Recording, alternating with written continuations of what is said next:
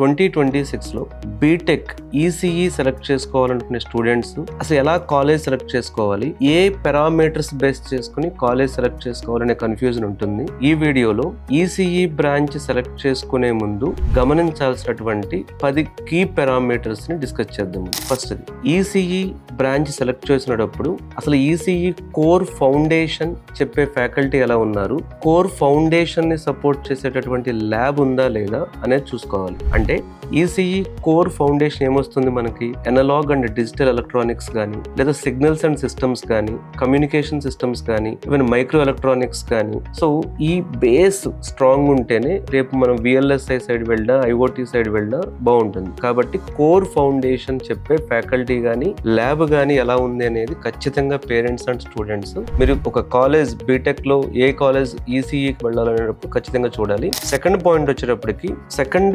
VLSI specialisation proper గా ఉందా లేదా. 2026లో అంటే గతంలో అయినా ఫ్యూచర్ లో అయినా విఎల్ఎస్ఐ డిమాండ్ ఉంది. సో విఎల్ఎస్ఐ ఆర్టీఎల్ బేసిక్స్ కానీ, లేకపోతే సో ఇండస్ట్రీ టూల్స్ అవేర్నెస్ కానీ, సెమీ కండక్టర్ ల్యాబ్స్ కానీ. సో విఎల్ఎస్ఐ అనేది ఈసీఈ బ్రాంచ్ కి ఖచ్చితంగా ఫ్యూచర్. ఇది ఒక ఆప్షనల్ కాదు. అంటే విఎల్ఎస్ఐ ఎంత అడ్వాన్స్డ్ గా ప్రిపేర్ అయితే ఆ కాలేజ్ లో ఈసీఈ అంటే మీరు తీసుకోవడం అనేది కరెక్ట్ అన్నట్లు. సో మీరు ఒక కాలేజ్ ఈసీఈ సెలెక్ట్ చేసినప్పుడు విఎల్ఎస్ఐ ల్యాబ్ మీద, అక్కడ ఉన్నటువంటి విఎల్ఎస్ఐ ఫ్యాకల్టీ మీద ఖచ్చితంగా మీరు ఫోకస్ చేయాల్సి ఉంటుంది. ఇంకా థర్డ్ పాయింట్ వచ్చేటప్పటికి సో ఎంబెడెడ్ సిస్టమ్స్ ప్రెజెన్స్ ఉందా లేదా. సో ఈసీఈలో కంపల్సరీ సో ఎంబెడెడ్ సి కానీ, హార్డ్వేర్ సాఫ్ట్వేర్ ఇంటర్ఫేసింగ్ అనేది తెలియాలి. సో ఒక ఎంబెడెడ్ సిస్టమ్స్ నాలెడ్జ్ అనేది ఒక ఈసీఈకి ఐఓటీకి బ్రిడ్జ్ కాబట్టి సో ఎంబెడెడ్ సిస్టమ్స్ ఎక్స్పోజర్ ఆ బీటెక్ యూనివర్సిటీలో కానీ కాలేజ్లో కానీ ఖచ్చితంగా ఈ ఎంబెడెడ్ సిస్టమ్స్ ఈసీఈ వాళ్ళకి ఎక్స్పోజర్ ఇస్తున్నారో లేదో చెక్ చేసుకోవాలి. అలాగే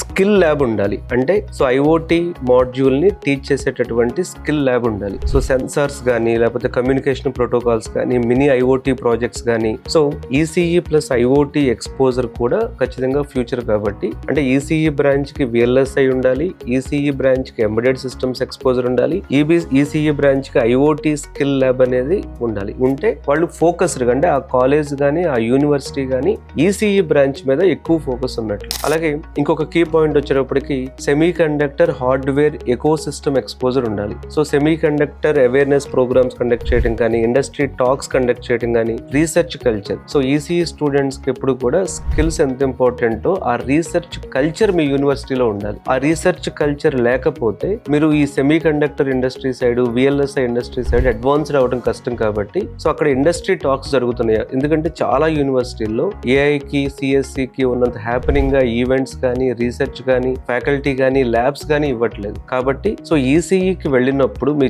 కొంతమందికి ఈసీఈ చాలా ఇంట్రెస్ట్ ఉంటుంది. కాబట్టి మీకు ఈసీఈ బ్రాంచ్ ఇంట్రెస్ట్ అయితే సో అక్కడ రీసెర్చ్ కల్చర్ ఉందా లేదా, ఈసీఈ రీసెర్చ్ కల్చర్ ఉందా లేదా. ఎందుకంటే అక్కడికి వెళ్ళాక మళ్ళీ మొత్తం సిఎస్సి ఫోకస్డ్ గా ఉందనుకోండి, మీరు ఈసీఈకి వెళ్ళాలన్న అంత ప్యాషన్ తో ఉన్నప్పుడు ఆ ఈసీఈ మైండ్ సెట్ ఉన్న కాలేజ్ చూసుకోవడం కూడా చాలా చాలా ఇక్కడ కీ పాయింట్. అలాగే సో ఈసీఈ బ్రాంచ్ తీసుకున్నప్పటికీ మీరు సాఫ్ట్వేర్ సపోర్ట్ అనేది ఆ యూనివర్సిటీ ఇవ్వాలి. అంటే so C programming, Python basics కానీ, లైనెక్స్ ఫండమెంటల్స్ కానీ, స్క్రిప్టింగ్ కానీ. సో ఈసీఈ ప్రాజెక్ట్ కి వెళ్ళినప్పటికీ software is a supporting layer for ECE students. So ECE students కి ఎప్పుడు గుర్తుపెట్టుకోండి, ఎలక్ట్రానిక్స్ సైడ్ మీకు జాబ్స్ ఓపెన్ అప్ అవుతాయి, computer side jobs open up అవుతాయి. కాబట్టి మీకు డ్యూయల్ అడ్వాంటేజ్ ఉంటుంది. అటు ఎలక్ట్రానిక్ సైడ్ వెళ్ళొచ్చు, ఇటు కంప్యూటర్ సైడ్ వెళ్ళొచ్చు. కాబట్టి అక్కడ కూడా మీకు ప్రోగ్రామింగ్ నాలెడ్జ్ ఉండాలి. అలాగే చాలా చాలా కాలేజెస్ లో ఈసీఈకి అసలు ల్యాబ్ ఉండట్లేదు. అంటే వర్కింగ్ కిట్స్ ఉండట్లేదు, ఎఫ్పిజిఏ బోర్డ్స్ ఉండట్లేదు, మెజర్మెంట్ ఇన్స్ట్రుమెంట్స్ ఉండట్లేదు. సో అంటే అసలు ఈసీఈ బ్రాంచ్ తీసుకున్నాక అక్కడ కాలేజ్ లో ల్యాబ్ లేదంటే అది కూడా అడ్వాన్స్డ్ ల్యాబ్ 2026 కి కావాల్సినటువంటి విఎల్ఎస్ఐ, ఐఓటీ, ఎంబెడెడ్ ఇలాంటివి సపోర్ట్ చేసే ల్యాబ్ కానీ ఆ యూనివర్సిటీలో లేకపోతే ఖచ్చితంగా ఈసీఈకి మీరు ఆ యూనివర్సిటీ తీసుకున్నా సరే, అంటే యూనివర్సిటీకి ఎక్కువ నేమ్ ఉన్నా బట్ మీకు ఈసీఈకి ల్యాబ్ లేనప్పుడు అది మీకు ఖచ్చితంగా వేస్ట్ అవుతుందని చెప్పొచ్చు మనం. అలాగే సో ఈసీఈ వాళ్ళకు కూడా second year and third year లోనే ఇంటర్న్షిప్స్ ఉండాలి, కోర్ ఎలక్ట్రానిక్స్ ఇంటర్న్షిప్ చేయించాలి, ఇండస్ట్రీ ప్రాజెక్ట్స్ చేయించాలి. సో ఈసీఈ కెరీర్ అనేది మోర్ ప్రాక్టికల్ వర్క్ కాబట్టి ఈసీఈ కెరీర్ కి మోర్ ఇంటర్న్షిప్ అనేది హెల్ప్ అవుతుంది. సో అక్కడికి వెళ్ళి మీరు ఆ కాలేజ్ కానీ యూనివర్సిటీకి కానీ వెళ్ళి సో మీరు ఆ స్టూడెంట్స్ ని అడగండి, అసలు మీకు ఎన్ని ఇంటర్న్షిప్స్ చేశారు, మీరు ఎలాంటి ఇంటర్న్షిప్ చేశారు, ప్రాక్టికల్ గా ఎలా నేర్పిస్తున్నారు. ఎప్పుడు 12th క్లాస్ స్టూడెంట్ కానీ వాళ్ళ పేరెంట్ కానీ గుర్తుపెట్టుకోండి, పిల్లలు మీరు ఏ యూనివర్సిటీలో జాయిన్ చేయాలనుకుంటున్నారో అక్కడికి వెళ్ళి, ఒకవేళ ఆ యూనివర్సిటీ నార్త్ ఇండియాలో ఉన్నా లేకపోతే బెంగళూరులో ఉన్నా చెన్నైలో ఉన్నా, మీరు ఊరకనే బ్లైండ్ గా డెసిషన్ తీసుకోకండి. సో మీకంటే ఆ యూనివర్సిటీ గురించి లాస్ట్ ఇయర్ పాజిటివ్ ఫీడ్బ్యాక్ ఉంటుంది వేరు, అంతకుముందు పాజిటివ్ ఫీడ్బ్యాక్ ఉంటుంది వేరు, ఈ సంవత్సరం వేరు. సో అక్కడ present running students, 4th year students, 3rd year students, 2nd year students, 1st year students, వాళ్ళని అడగండి ల్యాబ్స్ ఎలా ఉన్నాయి, ల్యాబ్స్ నిజంగా ఎంత టైం ఇస్తున్నారు, ప్రాక్టికల్స్ ఎలా ఎంతవరకు చేపిస్తున్నారు, ఇంటర్న్షిప్స్ ఎలా చేపిస్తున్నారు, అడ్వాన్స్డ్ టాపిక్స్ మీద ఈవెంట్స్ ఏమైనా కండక్ట్ చేస్తున్నారా, సో వాళ్ళకి లేటెస్ట్ టాపిక్స్ మీద ఎక్స్పోజర్ ఎలా ఇస్తున్నారు, అక్కడ ఫ్యాకల్టీ క్వాలిటీ ఎలా ఉంది, ప్లేస్మెంట్ పర్సంటేజ్ ఎలా ఉంది, ఇవన్నీ మీరు చెక్ చేసుకున్నాక 1-2 సార్లు మీరు పర్సనల్ గా వెళ్ళి అక్కడ కావాలంటే 3-4 అవర్స్ వెయిట్ చేసి అక్కడ పిల్లలతో మాట్లాడకుండా ఏజెంట్స్ నమ్మో, కన్సల్టెన్సీని నమ్మో, లేకపోతే ఇప్పుడు ఛానల్స్ నమ్మో డెసిషన్ తీసుకోకండి. ఎందుకంటే ఈ బీటెక్ అడ్మిషన్ అనేది ఒక ఖచ్చితంగా ఏంటంటే ఫైనాన్షియల్ లింక్ ఉన్న టాపిక్ కాబట్టి సో మిమ్మల్ని ఏదో ఒక విధంగా ఇంప్రెస్ చేయాలని చెప్పి డిఫరెంట్ ఛానల్స్ లో ట్రై చేస్తారు. మీరు అవన్నీ వినండి, ఏజెంట్స్ చెప్పేది వినండి, యూట్యూబ్ లో చెప్పేది వినండి. కాకపోతే గుర్తుపెట్టుకోండి, ఆ కాలేజ్ కి వెళ్ళండి. ఎక్కడోసారి పూణేలో యూనివర్సిటీలో మా అబ్బాయిని జాయిన్ చేయాలనుకుంటున్నాను, వెళ్ళండి పూణే, ఒకసారి కాదు 2 సార్లు వెళ్ళండి. అక్కడికి వెళ్ళి పిల్లలతో మాట్లాడండి, ఫ్యాకల్టీతో మాట్లాడండి. ర్యాండమ్ గా ఏదో మీరు పేరెంట్ లాగా కాదు, అబ్బాయితో వెళ్ళి ఇన్ఫార్మల్ గా మాట్లాడించండి. అప్పుడు కానీ మీకు ఆ యూనివర్సిటీలో అసలు ల్యాబ్ ఉందా లేదా. నేను చాలా మంది last year students BTech ECE join అయ్యి అసలు ల్యాబ్ లేదు, అసలు బేసిక్ కిట్స్ లేవు అక్కడ. ఇంకేం చేస్తారు వాళ్ళు. సో అసలు ECE mind set, ECE culture, ECE mind set ఆ కాలేజ్కి ఉండాలి, ఆ యూనివర్సిటీకి ఉండాలి. అలాంటి కాలేజెస్ ని, అలాంటి యూనివర్సిటీస్ ని సెలెక్ట్ చేసుకుంటేనే ఫ్యూచర్ బాగుంటుంది. సో అలాగే ఆల్రెడీ నేను కవర్ చేసినట్లుగా ఇంకొక point, placements branch wise truth.